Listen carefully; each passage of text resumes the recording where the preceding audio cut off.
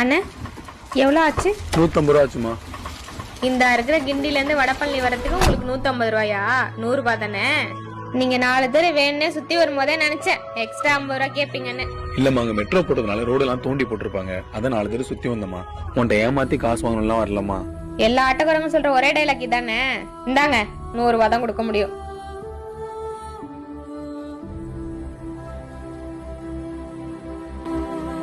ஐயோ, பர்ஸ் விட்டுட்டு போயிட்டாங்க.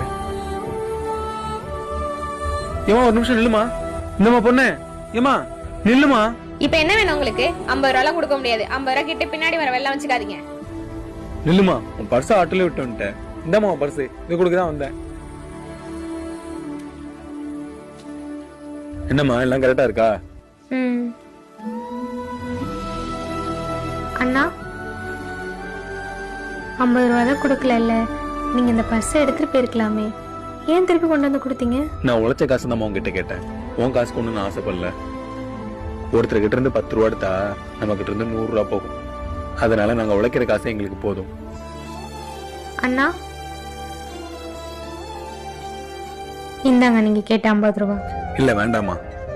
ஏன் நீங்க தானே கேட்டீங்க? நான் கேட்டப்பமே எனக்கு கொடுத்திருந்தீங்கன்னா அது எனக்கு மரியாதை. ஆனா இப்போ